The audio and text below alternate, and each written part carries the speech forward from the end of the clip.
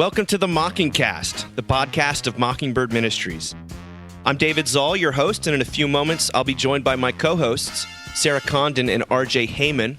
We come to you every other week to discuss a few of the places where we currently see grace and its absence playing out in unexpected and compelling ways.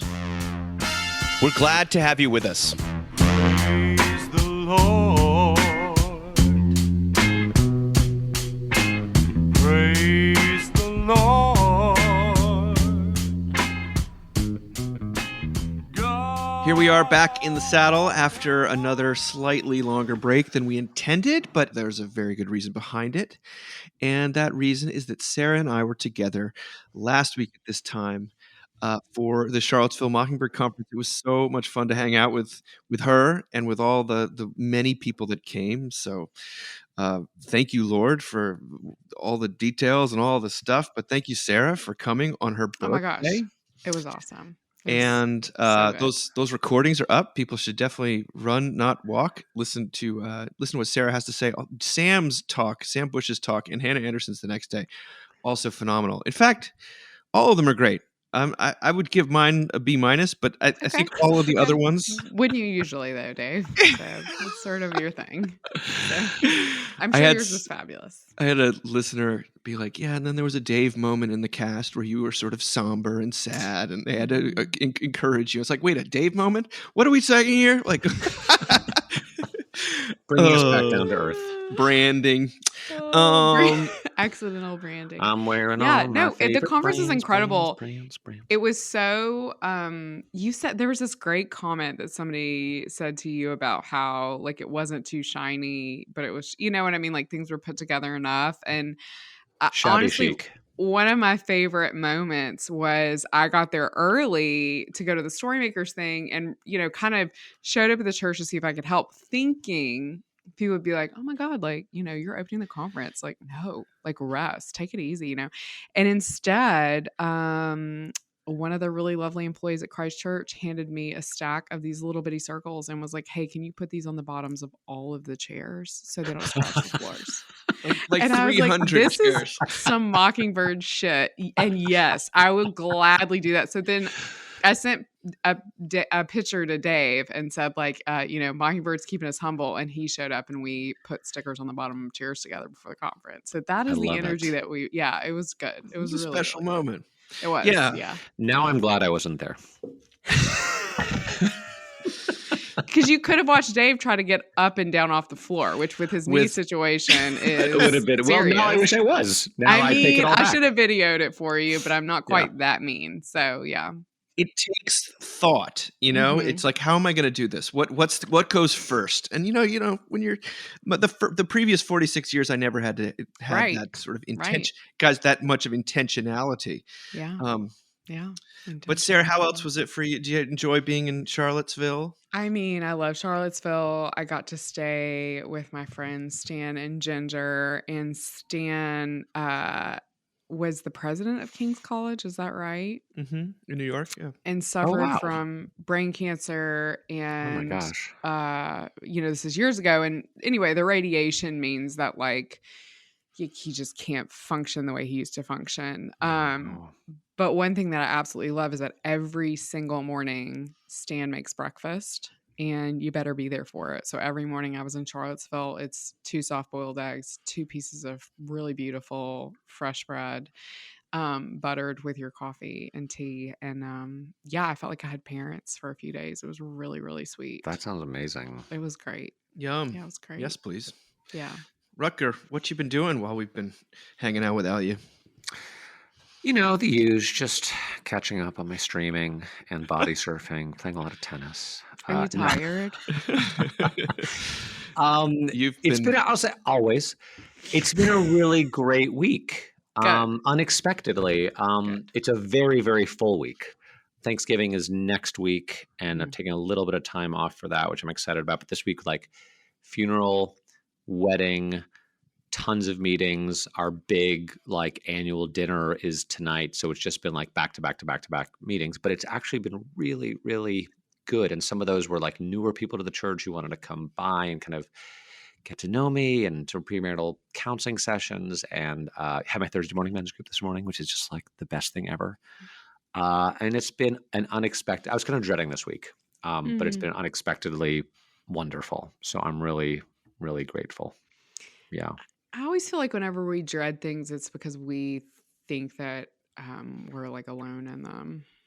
You know what I mean? Like when we're facing them, and then like we're like there's encouragement around us, and there's clearly like the Holy Spirit, and I don't know if The that's not your enoughness, experience, the anxiety of like getting it right, doing it right, showing up and sort of performing or having the words to say, and then just I don't know, God just really showing up and blessing is always a wonderful and unexpected surprise. And like, oh yeah, God is doing stuff. It's not up to me.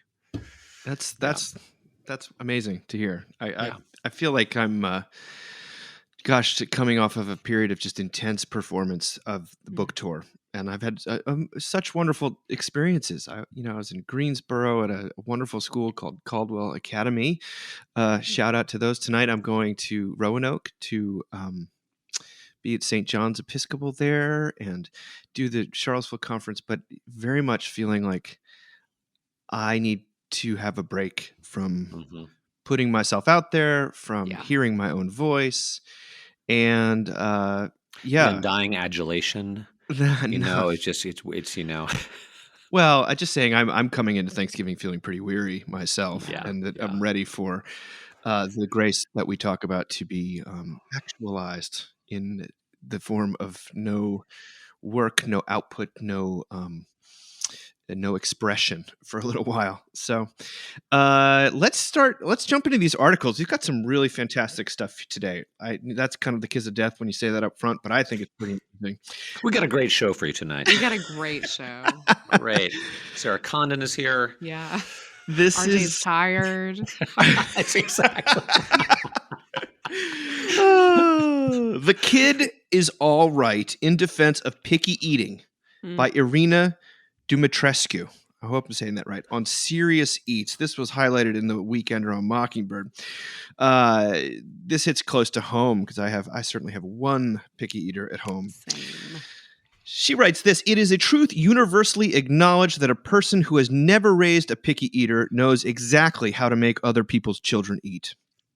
Parents today are too accommodating, they will tell you, spoiling children by becoming their short-order cooks. Kids have too much access to junk food. Give them a diet of roasted spelt and kombucha for the next few weeks, and they will learn to appreciate real flavor. If children aren't hungry enough, then simply starve them. If they won't try new foods, then force them. After all, French children will politely eat everything served. If your kids don't appreciate what you serve, it must be due to some moral failing on your part." Another approach sees picky eating as part of the general malaise of Western countries. It's not the parents' fault, it's the culture. Doctors recommend weaning too late, depriving babies of the chance to grow accustomed to a variety of tastes. Industrial processed foods with their flavor enhancers dull children's sensitivity to natural aromas. Or simply blame abundance. It must be the luxury of being able to choose among so many different kinds of food that creates difficult eaters. Irina says, "I regard these clever theories with bemused exasperation. For the first 12 years of my life, I categorically refused to eat most foods. For my parents, this posed a particular problem because until I was 6, we did not live in a land of plenty. Romania in the early 1980s was brutalized by government austerity policies put in place so the nearly bankrupt country could pay off its international debts. Basic staples were rationed. My parents stood outdoors for hours in sub-freezing temperatures to buy potatoes and meat if they were lucky enough to still find some in the store. Faced with this hard-won fare, their wispy, sickly daughter clammed her mouth shut. Ugh. None of their pleading or arguments mattered, nor did the fact that hunger shadowed the entire country. I would not eat. Looking back now, I understand all the things I said no to when I turned down a meal. I refused nourishment in a country where consuming enough calories to thrive was a challenge for anyone not connected to a farm or to the Communist Party. I refused a culture, too, one that practiced nose-to-tail eating long after mainstream American cooking had moved away from offal. I declined to join in my parents' pleasure, a long no that I kept repeating even after we left Romania. There are generous theories to explain picky eating, ones that approach the problem with understanding rather than censure. One holds that picky children are asserting their power over the single thing they can control, what they put in their mouths. Another maintains that picky eaters are genetically disposed to taste bitterness more strongly, or they are super tasters, more sensitive in childhood to all kinds of powerful flavors. She then goes on to say, by the time I became pregnant, I had forgotten my own early struggles with food and assumed I would give birth to a good eater. I ate a wide variety of foods while expecting, convinced that I was laying the biological groundwork for an adventurous palate. My son would not be encouraged to act enthusiastic about calf's brains. Instead, he would have the best flavors that an industrialized Western country could put at his disposal, some of which he was bound to find delicious. It all went swimmingly until it didn't.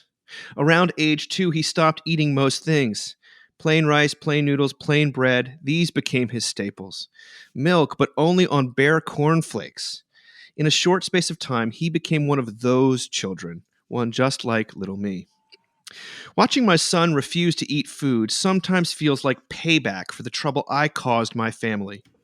He is not polite in letting us know how revolting he finds a dish he has not even deigned to taste. I have lost much of the pleasure I used to take in cooking, frustrated by having my efforts in the kitchen treated with reliable disdain.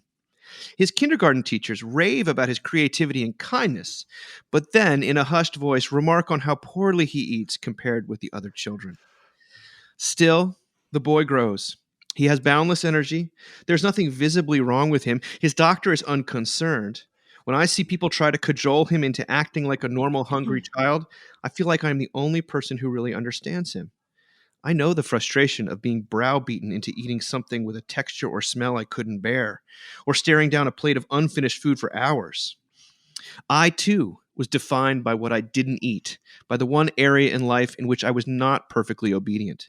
I, too, was encouraged to ignore my instincts and preferences at the table. I was taught to feel guilty about what I didn't put in my mouth, just as now I often feel guilty about what I do. Yes, picky eating is often a repudiation of family, of culture, of the basic tenets of politeness, but it also marks the formation of an individual taste. We tend to be uncomfortable with firm stances on quality, often for good reason. The word judgmental started out positive, but now carries an unpleasant aroma. Though my son turns down some foods I love and consider good, he also has a knack for tasting combinations that are slightly off. He is ever critical, but only sometimes wrong, and his resistance to parental pressure forces him to be creative. She closes by saying, in some parts of Romania, the last bit of food left on a plate is called rusinea, the shame. This morsel Oh my gosh. This morsel is the scandal of a child who turns down a meal bought with long labor and prepared with love. It represents the chagrin of parents who fail at the elemental task of nourishing their child. Shame binds the fussy child and her weary parents in the face of well-meaning relatives, teachers, and doctors, all of them secure in their superior knowledge. It will take some flexibility and inventiveness, but one day, I hope we can have our dinner together and leave the shame behind. So I will just say, like, I have a picky eater, and at some point I decided I was just going to make what I wanted for, because so I like to cook. So I was like, I'm going to make what I want for dinner, and like, come what may. There'll be garlic bread, you know. And last night I made, it's so funny that she's like writing from an Eastern European perspective, because I did a sheet pan thing with cabbage and pierogies, which like you don't get much more Eastern European than that. And our picky eater was like, no, absolutely not. Like, took one bite of the pierogi, which is literally a carbohydrate stuffed with carbohydrates and cheese, and was like, absolutely not. And yeah, I was just like, okay, we'll pop some popcorn. So said child got up, popped popcorn, sat back down with us with a bowl of popcorn, ate popcorn. I don't know. I think like a lot of things in childhood, like the bigger deal we make out of this stuff, the more entrenched. I mean, it is a little bit like the law begets the law, right? Like the more entrenched they get in determining that they're not gonna do what we want them to do. But I also have to say, it reminds me a little bit of the way environmentalism gets played out onto children's lives. How we're like, this is your responsibility and you have to do the right thing. And and it's like, I mean, do we really need to make It's up to you to 7-year-olds save the world. We destroyed right it, but now it's up to more you. anxious about things? It's funny though. I remember, and that is sort of like the eating everything is sort of related to environmentalism and like not wasting. And there was a story on public radio, and it was this woman who she was interviewing different people who are like obsessed with not wasting food. And I could not have watched the video because the audio was so gross, but there was audio of like truly rotten bananas. And this woman was like feeding them to her children. And they were like, I don't really like the way this tastes. And she's like, it's so sweet. All the sugars have developed. And I just remember being really disturbed by that. I don't know. Like gaslighting. Yeah. And I love that this woman is like, no, actually, I grew up with nothing. Actually, like food was a really precious, scarce thing. And I still wasn't eating. Like, I'm sure you guys all have. We've had these nights recently where like, they're like, I really want to order in for dinner. And like, it's expensive now, but like occasionally we will do that. And sometimes I'm like, are we just acquiescing to them? And then the other part of me is like, would I want to be in middle school right now? Mm-hmm. The least we can do is get a burger and fries. I don't know. RJ, have you had to deal with this with any of your kids or? So no. None of our kids have been picky eaters. They are actually incredibly adventurous eaters. And I will confess also to feeling a little self-righteous about it. Oh, okay. But welcome to the show. Yes, thank you very much. But we have had bathroom issues. We had a kid who like basically refused to go to the bathroom anywhere except home until he was in like first grade. Like he would hold it all day at school. And I remember he was attending a school then that had like a school psychologist, and my wife and I went to go talk to her about it. I'm like, what do we do? She's like, do nothing and never mention it ever again, and it will just magically go away. And then we also had a kid who had thumb sucking issues, and we're like, oh my God, he sucks his thumb all night. He's going to ruin his face. And then he went to go get braces, and I was talking to the dentist about it, kind of apologizing. And I was like, he's a thumb sucker. And the dentist was like, RJ, unless someone sucks their thumb 24 hours a day for 15 years, I have never seen it make one whit of difference. So it was really words of grace from professional people. I think what struck me as I was listening to you read, Dave, is that there's basically at least a couple of different ways that the author could have responded to her child's refusal to eat, right? And one was very karmic, and she intimated, right? It's coming back on me, right? This is what I did to my parents. Now it's coming back on me. It's the judgment of the universe upon my own dysfunction, which I think a lot of people do in all sorts of different ways. And then there's the root of grace, which is like, I went through this too. It basically turned out okay. I'm going to love my kid no matter what. I'm going to be patient with them. I'm going to be with them. I'm not going to give them something to react against. I'm not going to create more of a neuroses than already exists, because usually, lawful intervention often makes the problem worse than it was, right? It's like parenting teenagers. It's like, okay, you want to make sure your kids don't kill themselves.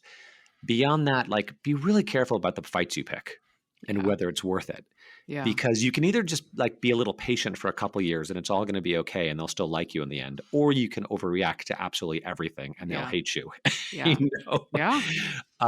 So parent, I think hopefully parenting is an exercise in patience and faith in God when you have no control over anything, and grace, just kind of waiting versus having to make everything right. Because if you have to make everything right with your kids, man, it's going to be hard. It's going to be rough. But a lot of this stuff does play out actually at the table, because everyone has to eat, and it's not really optional. I think of the amount of people I know in my immediate circles who deal with this precise problem, and sometimes it blossoms into a full-blown sort of disordered eating, like a life-threatening thing. Sometimes it's just kids who the entire adult's life starts to end up being shaped by the psychodrama around mealtime. And it's not just girls, it's not just boys. It's like sort of there's this thing, but I also I've never felt more like condemned as a parent, and I know they will take this with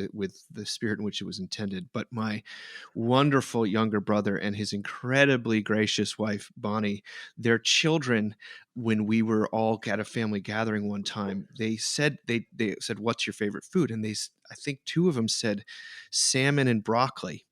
And I just thought to my kids, like, one of them was in the stage of basically eating chicken nuggets, and that was it, Yeah. and the other one was And the like, other one's like Trader Joe's bars. where's the more ice cream, Trader please. Joe's, that's way too highbrow. I like, I like Marco's pizza, not Domino's pizza, it's like, and I just felt I was like, oh my gosh, have they just done something completely right and us done something completely wrong? We hear about these, there's so many other areas, because you're right, there's the potty training area, and there's bedwetting and thumb sucking and bedwetting, and there's so many different things where we thought it was going to mark them forever and it was going to be the defining struggle of their lives, and then you you have to remind. I was like, hey, remember when that happened? Hey, we were totally consumed with that anxiety for 2 years. We thought our child was totally defective. Yeah. And now they're the adventurous one, and the other one is the one is one we're worried about. It's like, I don't think there's a formula for this. It feels like struggle is like evenly distributed, and if your kid's not struggling with something now, it's coming. And if they're struggling with something, but there's no guarantee that it's like you only have like your quota of struggle. It's just right. Sorry, Sarah, what are you saying? No, I honestly, the thing that flashed in my mind when you first read this is when I had my ordination to the diaconate, we were still in New York, and we invited Melina and Jacob Smith and their kids to come up. And it was so sweet. They did. And we had this big like Southern barbecue spread. And as soon as we walked in, the Smith kids were really little. And they're in this house they've never been in. And, it's all of it. You can tell they're like, what is happening? And as soon as they walked in the door, Melina handed them cupcakes. Oh. And she goes, it'll just get them used to the space. Like, it was like such a like Melina line, And I remember being like, whoa. Because our kid at that point was like 10 months old. So we weren't facing any of this. It was like a total shift in my brain happened in terms of like, I think I dare say all of our anxiety about these piddly bullshit things with our kids are really about worry of what other people think of us. Of course, 100%. It's never really about the individual child. No. Like, it's never about Projection. us looking at the individual child and saying, you know what, you seem okay. You've got color in your cheeks. Like, and that's why when you take them to, pediatricians, often they're like, well, they're talking and they're walking and they're, so it's so much about what other people think about us, and very, very rarely is about the kid. I just got to tell one of my wife's favorite stories about me as a child. So I'll confess, I was a bit of bed wetter. But the last time I ever wet my bed, I was in third grade, and I went over for a sleepover at my friend Craig Millard's house, and I wet the bed. And I went back to sleep. I got up in the morning. I left the house, and I have never talked to him ever again since then. Shout Craig, out if you're out there, Craig let Millard, us know, if you're out there, man. I'm really sorry that I wet your bed. And I like switched schools a few weeks later, and I literally never talked to him ever again. My wife we told our son Marshall that story because he's in third grade now, and he just had a sleepover, and he does not struggle with that, thank God. Yeah. He thought that was pretty funny. That is an amazing story. Right? But at the time, when your kid's not a bedwetter, you don't even think about, they could also be wetting the bed. That's not on your radar screen. I gotta say, like, how much sort of like armchair quarterbacking do we do, even though we know we shouldn't? But you leave the party and it's like, can you believe that kid wouldn't eat any of the thing? It's like those parents, I feel so badly for them. And then, of course, it does sort of have a way of boomeranging. Do you know what back. I just love? I love that I feel so bad for them, but it's just gossip, It's more just like stare really at the car wreck. Am I worried? Yeah. Mm-hmm. Well, we're gonna pick up on this topic of shame, go a little further with it. This is from Belle Tyndall, writing for Seen and Unseen. Belle, we just announced, by the way, our New York City conference, April 23rd through the 25th, and Belle is going to be coming over from England to speak for us. She is, we've quoted her quite a few times on here, but she wrote this past week. We need a sense of shame. but we need mercy even more. This is what she says. The actor Jacob Elordi was recently interviewed by the Wall Street Journal. The sliver of it that caught my attention was when the interviewer asked Jacob, "What's one lost art that you wish would come back in style?" To which Elordi replied, "The art of shame. I wish people could experience shame a little heavier." It makes sense that this was Jacob's answer. The interview was conducted to promote Frankenstein, Guillermo del Toro's a new movie in which Elordi plays Frankenstein's monster. He's been consumed with what components make up a monster, endeavoring to literally turn himself into one. He's been ruminating on the recipe of evil, and perhaps he's found one key ingredient: shamelessness. Maybe Jacob has looked out at not so fictional monsters wreaking havoc and has diagnosed the same thing: a distinct lack of shame. It's a solid thesis. It reminded me of another recent interview, this one with the acclaimed author Zadie Smith. She said, "Shame gets a bad rap these days. I think it's quite a useful emotion, corrective on certain kinds of behavior. I assume people, including myself, are just deeply, deeply flawed. And so shame is usually quite appropriate on a day-to-day level. Shame is a kind of productive thing to create change." Bell writes, "I half agree with both Jacob and Zadie. I cannot deny that I am deeply, deeply flawed. There is a crack in everything I do, a fracture in all my best intentions. And yours too, I'm afraid. There is a brokenness to us, a breaking thingsness. Hurt is both an adjective and a verb, something we feel and something we do. The things I want to do, I never manage. The things I don't want to do, I seem to manage every day. I am so fallibly human. To acknowledge such is not only obvious, nor is it simply useful, as Zadie suggests. It's inherently spiritual. It's paradigmatic." Presumably, that's what Jacob Elordi is getting at. He's observing bad people not feeling bad enough about the bad that they do, or worse, the bad that they are. A healthy dose of shame is the medicine this world needs, he suggests. I sympathize with that. The thing is, I have a hunch that the presence of shame makes as many monsters as the absence of it. I wonder if shame births as much destruction as it does correction. In a world as broken as ours, shame needs to exist in some form or another, but it also needs an antidote. It's a dangerous substance.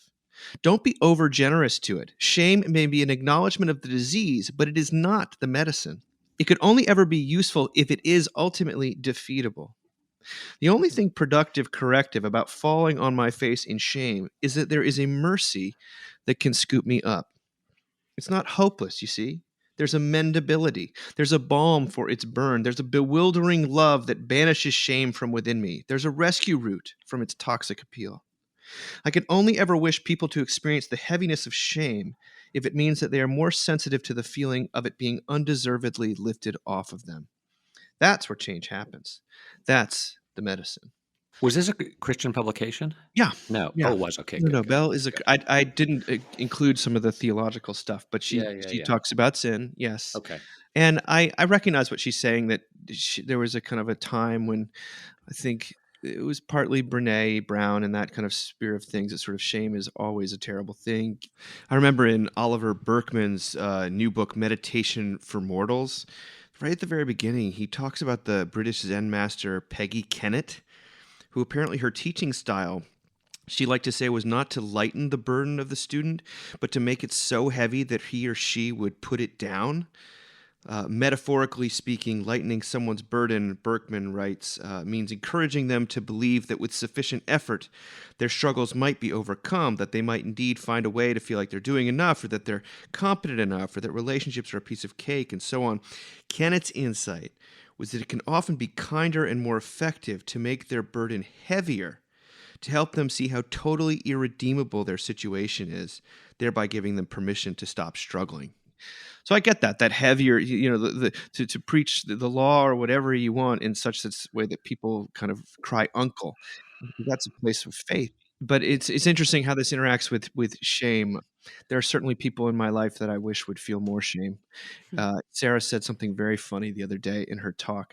Sarah, I'm going to quote you to yourself, but she was talking about her parents apologizing for something, and it was not, she said, "Don't you hate it when your parents apologize for the wrong thing?" Yeah. I mean, it's funny. I keep thinking of my parents, and I think a lot of people think of their parents this way, but there were so many one-offs that they would say to me that just invoked a tremendous amount of shame. And Annie asked me yesterday what job I would have wanted to do if I didn't do this job. And I said, oh, that's easy. I would have been an elementary school teacher. I always wanted to be an elementary school teacher. Like, I still want to be an elementary school teacher. And she's like, well, why didn't you do it? And I was like, oh, because anytime I brought it up, my parents always said, those who can't do, teach. Like, you know, they just had these little like and those phrases. Who can't teach Jim. Yeah. Yeah. And so I actually brought that up with my mom later, and she was like, oh, I can't believe we just like said that to you. You know, there's so many moments in parenting that are just like one-offs. And for me, you know, I think a lot of my shame comes from the sort of one-offs, like you can't stick to anything, and the infamous story of me getting a play date wrong that I've told on here, you know, just like this kind of like, you can't get your shit together. And I think that one thing that makes is an Enneagram 3. And so a lot of times my shame is that, you know, people will see me out and I'll look really put together, and then like, you know, my house is a disaster or my interior life is a disaster, you know, and so I'm always the duck that looks smooth on the water and is struggling underneath. But like, it's hard for me to hear, and I think maybe RJ is aligning with this based on his expression. Like, more shame feels like a really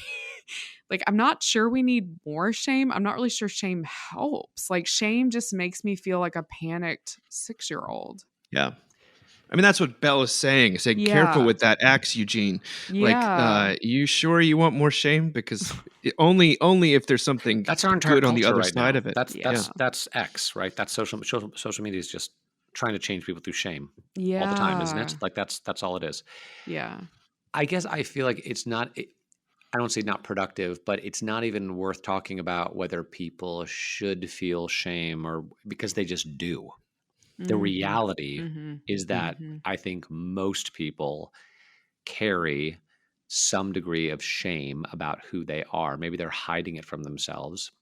So I think it's helpful to talk about, just to name it and say, hey, if you're feeling this, you know, it's because you're a human being and there's nothing wrong with you for feeling shame, like you, because then you feel guilty for feeling it on top of the shame you already feel. You feel guilt for feeling it.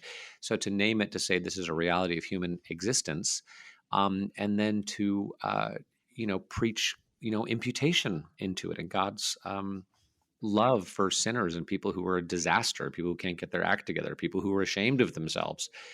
You know, go away from me, Lord, for I'm a sinful man. You know, and I'm an unclean man of unclean people, and God can handle ashamed people and make them sort of whole again.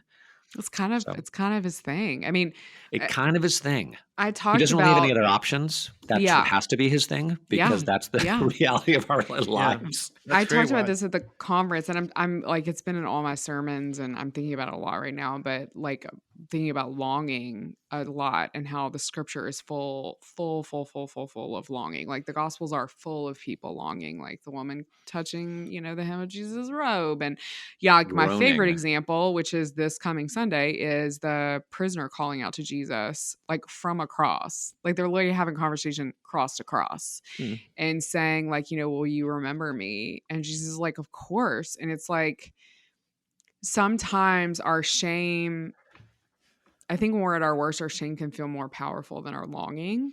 And I think that's when we see people turn to, you know, addiction, social media, substance, pornography. Like, so it's like, for me, the shame is like, get it away. Like, get the longing in there, get the, what do I need to save me from the outside in there? Because, and so much of the language in our world and our culture right now is about doing all this on your own. Yeah. So God bless humanity, because it is, I mean, I just did a Peloton class, and it's like, you know, you're in there and they're just like, you know, this is getting you strong today, but it's getting you strong for your future self. And you're so strong and you could do anything. The way you do anything is how you do everything. And you're just like, oh my God, what? You know? Yeah. That's really where it's working. It is working. Well, it's just trying to shame your child into eating more, trying to shame someone with an eating disorder into sort of just putting food into their mouths, or trying to shame a kid into potty training. Like, I tried. We gave up, you know, We all and tried. It doesn't work. I don't blame parents for getting to that stage. It's like, well, everything else doesn't work. I'm just going to make you feel terrible. You're So going to sit on that I toilet think as that long as shame, it takes. I feel this pretty acutely because I wonder, you know, after this cycle for me, at least, of doing all this promotion for a book and running after all this validation, there's something that's shame driven about it. If Yeah. I'm totally honest, there's like, I don't believe I'm love. If you really unpack it, which, you know, I only have like 10 therapists helping me do this, but it's like, you know, if you really unpack it, there's some core belief. Peloton. You need Peloton.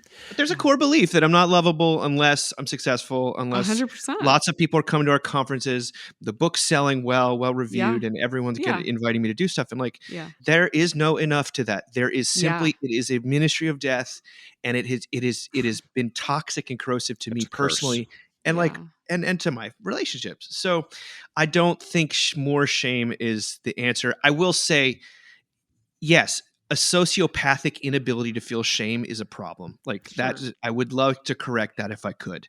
But I haven't met those people. I just don't know those people. Yeah. I mean, well, I'm going to tell a story now. We got 2 more pieces here, and this one I'm going to tell a story that I told at the Charlottesville conference in my talk. I'm going to try to tell it slightly more briefly, but it's a very, very powerful instance, I think, when we talk about grace and its absence, or shame and its absence, guilt and its solution. This is called The End of Ed Kochanowski's Wars. It was written by Kevin Cullen, and the Boston Globe came out a couple weeks ago on Veterans Day. It's the story of 2 Marines in the Vietnam War. Guys who'd grown up just a few miles away from each other. Ed Kochanowski was from South Boston, Southie, and he came from a broken home. And then there was Paul Grasso, who was from Quincy, right next door. He's the youngest of 5 children in a very loving Italian family. They became fast friends when they met in Vietnam, and they had each other's backs. And so this is what happened in the spring of 1968. Ed and Paul were outside Khe Sanh, where the fighting was intense. They were on patrol fording a stream when the strap on the mortar pack Ed was lugging broke. Now, he was waist deep in water, grasping at the broken strap to keep the mortars dry, as Paul, right in front of him, was mounting a muddy bank to keep going. Paul turns back, sees Ed struggling. And so with one hand on the broken strap, Ed reaches out with his rifle, his M16, so that Paul could use it to pull him out of the water, which Paul did. And as Ed was almost to the top of the bank, a shot rang out. Oh. Paul fell gravely wounded. He died on that riverbank 20 days short of his 20th birthday. Ed was devastated. They took away his weapons because they didn't want him to harm himself, and they sent him home. He was diagnosed with what we now call PTSD. The guilt, and probably the shame, let's face it, felt like a heavy, wet blanket on his shoulders. His chest was always tight, sometimes making it hard to breathe. He began drinking to make the pain go away, but that only made his depression worse. Not long after returning home, Ed married. His wife was wonderful, but he was not, consumed by booze and demons. Ed said, "It was 10 to 12 years of that. I got into car accidents. Twice they had to use the jaws of life to get me out." After his marriage ended, Ed met a woman named Dottie at the Polish American Citizens Club. They married. She was the love of his life, yet he almost threw it away because what happened in Vietnam kept gnawing at him. At his lowest point, Ed told this reporter, "I said, Lord God, if you're there, I've been looking for you a long time." He then found a passage in the Bible where Jesus talked to a Pharisee named Nicodemus and said, "Very truly I tell you, no one can see the kingdom of God unless they are born again." In that moment, Ed felt a rush of wind and he was born again. If it wasn't for Jesus, I would have died a long time ago. Meanwhile, the Grossos had a different journey. Their anchor was not guilt, but grief. Their pain was compounded by the dearth of information from the Marines and from the government about the circumstances of Paul's death. Paul's older brother, Ray, said, "That lack of closure became its own kind of pain. I carried it through my whole life like a weight strapped to my back. The grief never faded, it just got quieter." Well, on the first Memorial Day after Paul was killed, Ed guessed correctly that Paul's family would go to his grave. So he went to the cemetery too, but lingered in the distance. He couldn't bring himself to approach them. Another time, years later, they were dedicating a memorial to Paul Grasso in Quincy. Ed went to the ceremony. He stood in the crowd, again trying to summon the courage to approach the Grassos, but just couldn't. The guilt was eating him up, but he couldn't take those last steps, make that awkward introduction, and throw himself at the mercy of the Grasso family. Cut to this past summer. Ray Grasso's daughter, Amy, needed to borrow her father's van to move into a new home. The van got dented during the move, and Amy offered to pay for the repairs. She told her dad to bring the van to Chuck Ayer's auto body shop in North Quincy. She had had repairs done there before. So Ray Grasso made the short drive to get a quote, handing his registration to the guy behind the counter. And that guy, Ed Kochanowski, recognized the name immediately. He drew a breath and swallowed hard before addressing Ray Grasso. "Did you have a brother who was a Marine that was killed in Vietnam?" he asked. Taken aback, Ray replied almost in a whisper, "Yes." "I think we need to step outside," Ed said. Ed looked at him and said, "It was me. I'm the one." Ray understood immediately. Both men began sobbing, folding into each other. After a bit, Ray pulled back and said, "I want you to know, I hold nothing against you. Never blamed you. Never." After it was out there in the open for everyone to digest, so much became clearer. Ray said, "After hearing Ed's heartfelt words, I knew one thing. This man didn't need more punishment or shame. He needed peace. The Grassos gave him that in spades. The weight those men had carried, one for knowing what had happened, the other for not knowing, disappeared into the ether. Kochanowski, Ed, is now an adopted member of the Grasso family, the kind he wished for when he was a boy. He's a frequent guest at the Grasso home where Ray's wife, Susan, fusses over him. Their daughter, Tara, a hairdresser, cuts Ed's hair.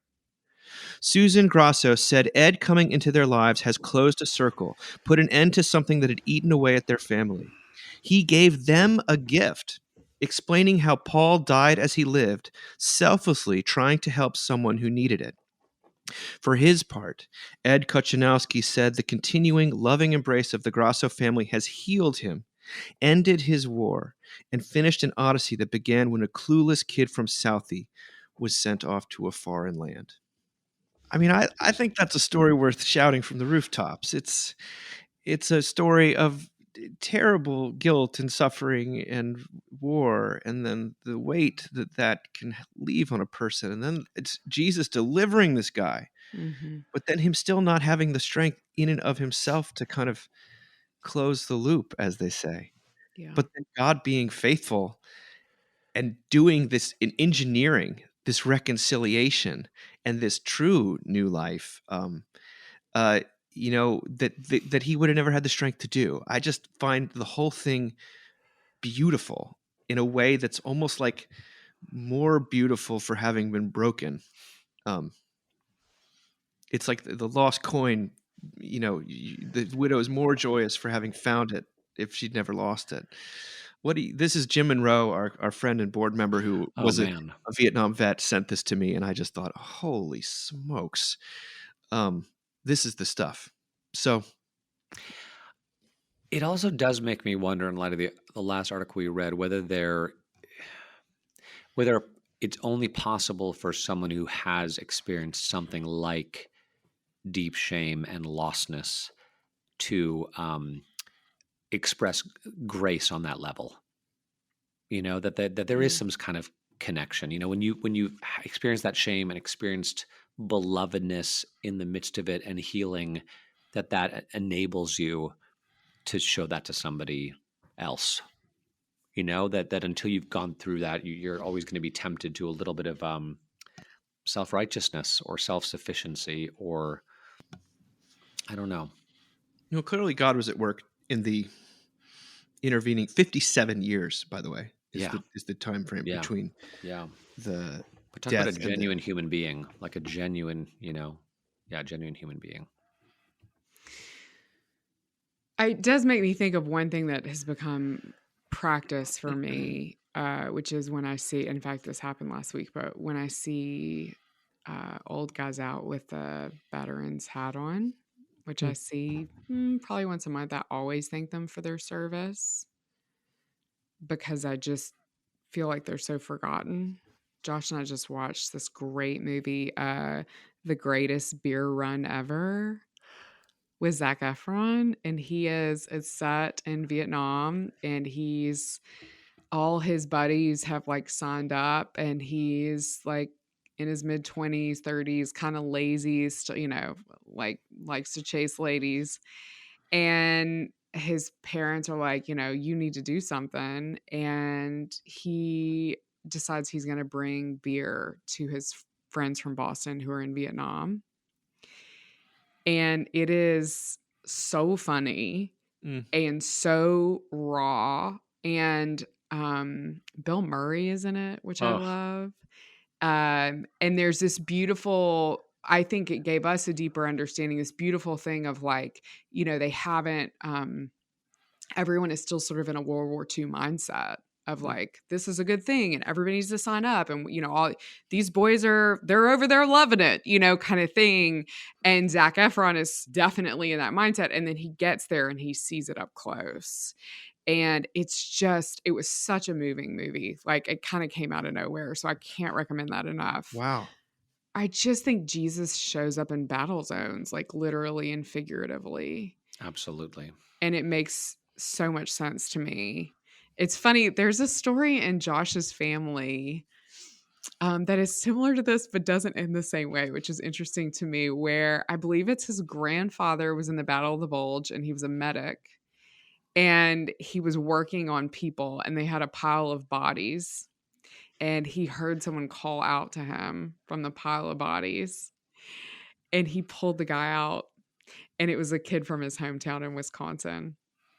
And he said, okay, we've got to save this one. And so they saved him. And like the legend in the family is then he opened up the competing bar in small town Wisconsin. That one ended a little differently. Yeah. It's like, well, we don't have a lot of family stories from Josh, and so for me it's like so precious and funny. No good deed goes unpunished. Yeah, well, and they would say that when they told the story too. This is so merciful and redemptive, and I'll be honest, because we have been through a bad thing, and there are a lot of people. My parents were in an RV. The RV, they were so excited, had been rebuilt by this guy who like refurbished RVs. And I heard, because I'm from a small place, that he was worried it was work he did that caused them to die. And like, I haven't made that phone call yet to say, hey man, it's okay. Like, it's okay. I still think there's some ways I can reach out to people to say, we were all doing our best. You were doing our best. And, an awful thing happened and it's okay. So this story though tells me that even if Sarah is not able to carve out the energy or the wherewithal to do that, that might not actually be the end of the story. Like God orchestrates crazy things. I just think the Holy Spirit loves shoving people around. Mm-hmm. I just think that's the gig. Yeah. The reason I talked about this in Charlottesville is because we had this theme, Anchored by Grace, which is we were originally supposed to do the conference right after an election, and we're thinking everyone's going to feel so tossed around, and of course it got delayed. But it's still such a great theme because the reason the story kind of crystallized for me was because one of the anchor in his life was guilt, and the other one was grief, and all along God had a plan to anchor them by grace, and that was this insane thing. I played a clip in there from the Mr. Scorsese series about Martin Scorsese. And at the final episode of that series, which is really, really great, even if you're not a film lover, he's just such an interesting character. And he's such a Christian, that guy.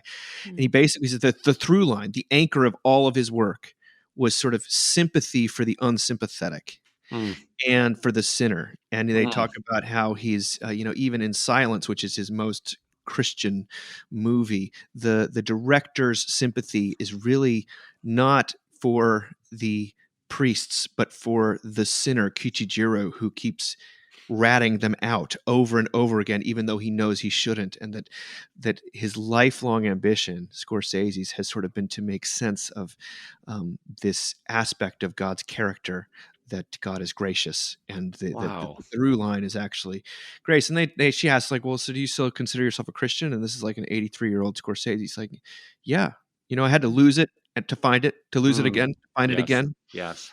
And he said that by the time I figure out my faith, I'll be dead. But still, this is where my hope lies. And let's close with a story that went up on Mockingbird, which gives a little bit more of these radical stakes. Now, this is a heavy one. Well, it's all been so light. It's been so light today, guys. I don't know what to say.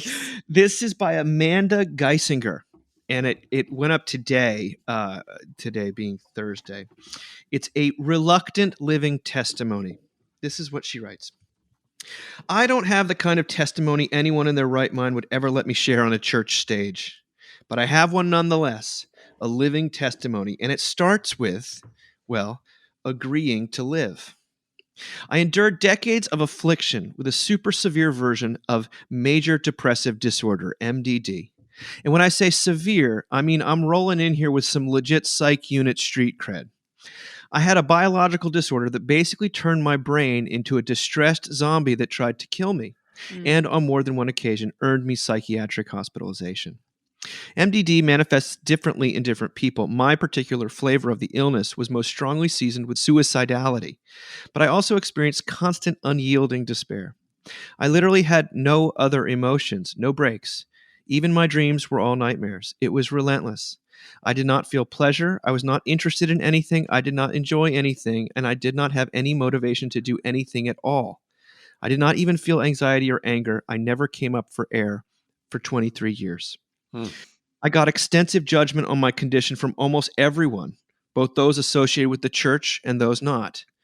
The condemnation was disguised with varying degrees of niceness and political correctness, but the message under the words was always the same. You're not trying hard enough. Surely I could just have hope and keep trying. Believe me, I was top-notch trying. Despite basic functioning feeling like attempting to play chess in a war zone, I held down a full-time job and built a successful career. I cultivated a rigorous practice of gratitude. I exercised, I ate healthily, and I spent time in service and community. I also did 15 years of therapy and tried 21 different antidepressants, 72 rounds of transcranial magnetic stimulation, 2 years of regular ketamine infusions, and 40 rounds of electroconvulsive therapy. Oh my God. I had healing prayer from church elders. I prayed myself. My friends prayed. Dude, even my cat probably prayed. I stumbled upon a wildly innovative clinical trial being run out of a research hospital nearby, and the team of scientists, doctors, and analysts there received me with the grace and compassion that most of the rest of society had failed to muster. Suddenly, I was a full human being with dignity who just happened to have a disease. 5 days after they surgically installed an experimental brain implant, that disease was entirely gone. Wow. After 23 years in the grasp of soul-crushing severe mental illness, I was suddenly in complete remission. I cannot even begin to describe the overwhelming relief to you. But there is a difference between relief and healing. I now exist in the murky in-between. I no longer desperately want to die, but I haven't figured out how I want to be alive. For most of my life, there was no future, and now there is one. And I really don't quite know what to do with that. I am beyond grateful to at last be let out of the cage of mental illness. I am also beyond weary. So, if it were up to me, I'd still die. My willingness to persist in living, to obey, even if my attitude about it isn't sparkly and cheerful, speaks to God's greatness. Most of the incredible people I know who have suffered really severe mental illness keep death on the table, even if they've been privileged enough to be granted relief. The idea of suicide, after you've grown acclimated to it, becomes a profound comfort, a refuge from the darkness all around you that frequently still somehow seems overwhelming. But death is no longer on my table. Every time it reappears, I grit my teeth and push it off. I sacrifice over and over day by day my only reliable source of comfort. God is not my comfort. God is my reason to persist without comfort. Mm. God has given me this life, and so I assume it's rational to deduce that he thinks it's worth having. I don't see the point, but I see that God thinks there is a point. I don't appreciate God's version of the world and my life. I don't want it, and sometimes, most times even, I wish he didn't exist. But I do find God beautiful. Mm. Not useful, but beautiful nonetheless. And that's enough. He himself is enough without me having the positive feelings, correct attitude, or manageable circumstances. Even if I personally get nothing out of this whole being alive nonsense, God is enough. God is worth honoring because he is good, goodness itself. He is worth whatever pitiful offering I can squeeze out of my battered, sin-soaked soul, which, at this point, is just assenting to live. Is it the heaviest thing we've ever gone to? I don't know. I don't want us to hear this and feel so much distance from it, which I think is something that like would be a very common response, is to hear this and be like, whoa, I like 23 you know, years, right? yeah, and like Lexapro didn't work. I mean, like there's something that's like I think we really natural and we want to distance ourselves from this. But I think the thing about her testimony that's actually, I mean, remarkable, but also deeply relatable is just that thing about faith that I was talking about, that like it's kind of not up to us, our faith, the strength of our faith, and it, our quote unquote the way we treat faith and think about faith.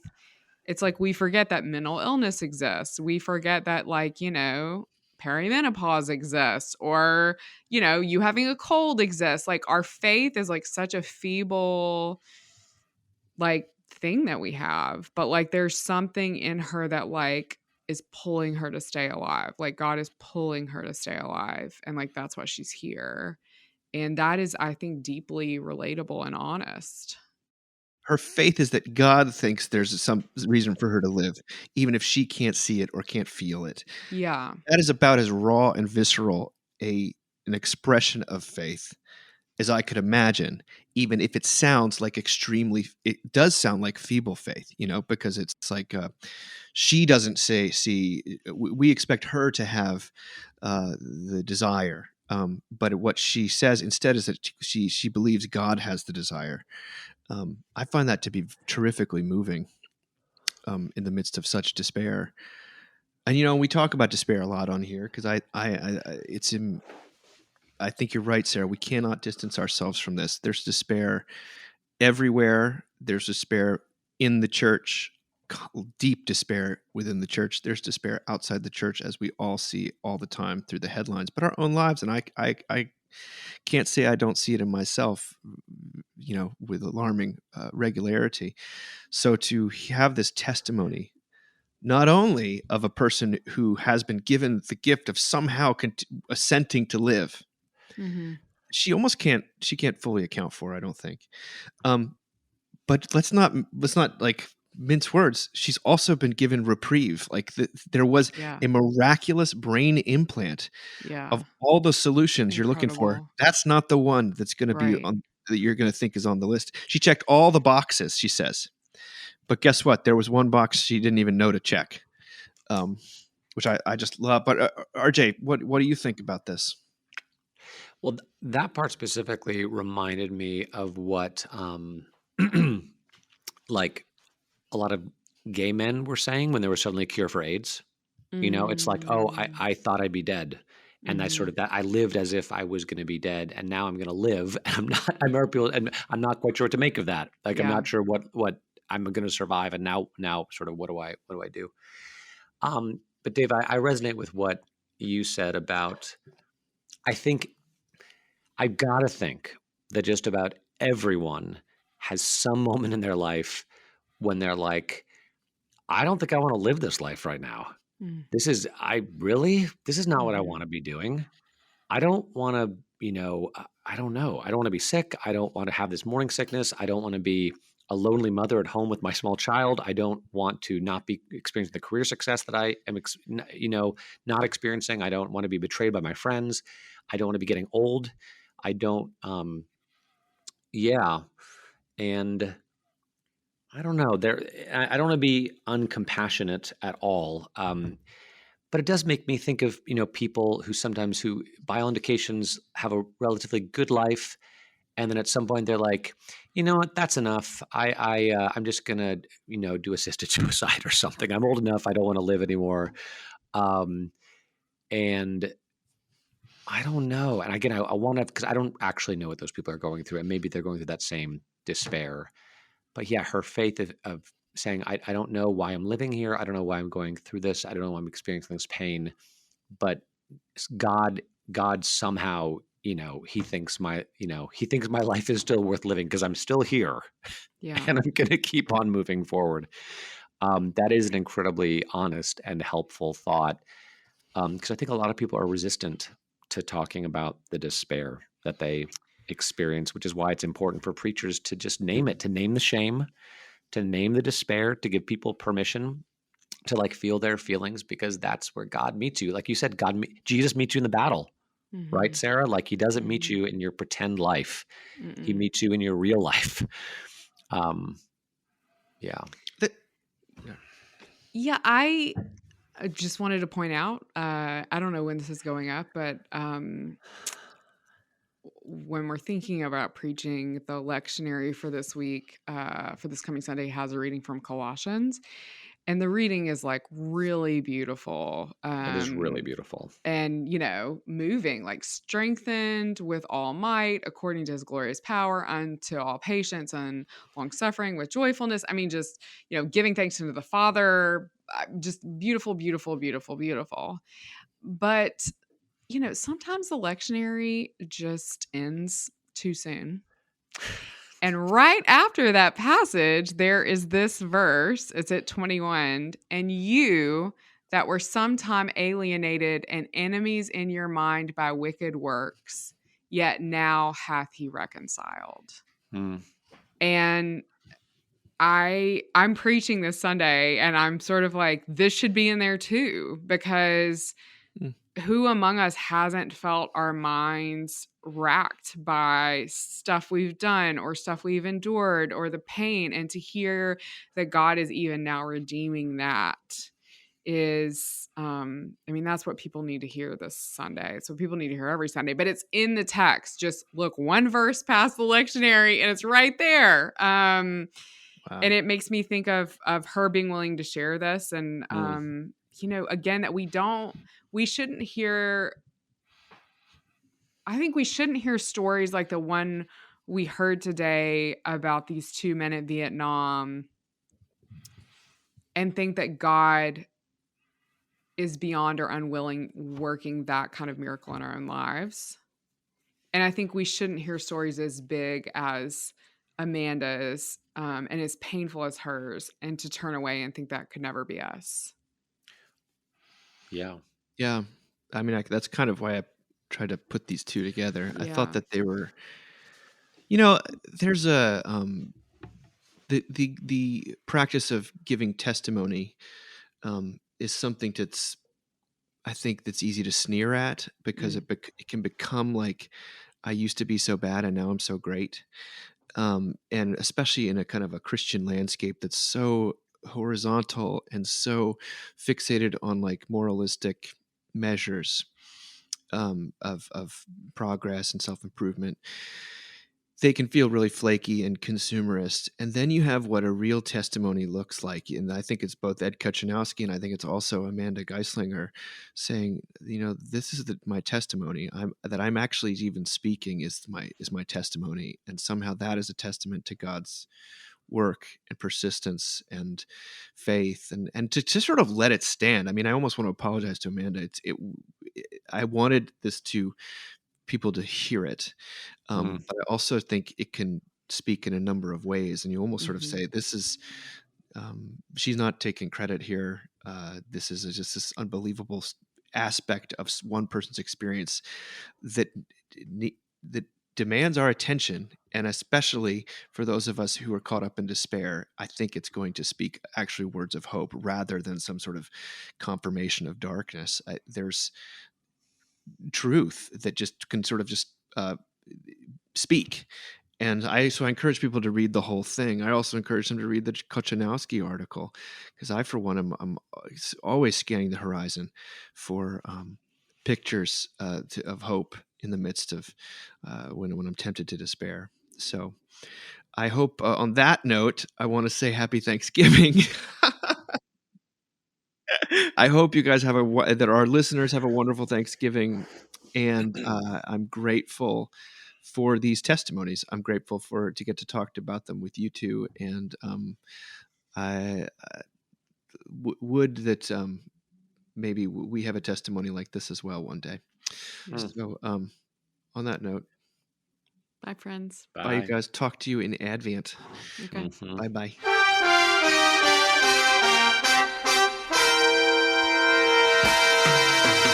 Thank you for listening. Remember, you can find us on the web at www.mbird.com. And we'd always love to hear from you at info@mbird.com. Audio production for the Mockingcast is provided by TJ Hester. And if you like what you've heard, please drop over to iTunes and leave us a rating or review. Until next time.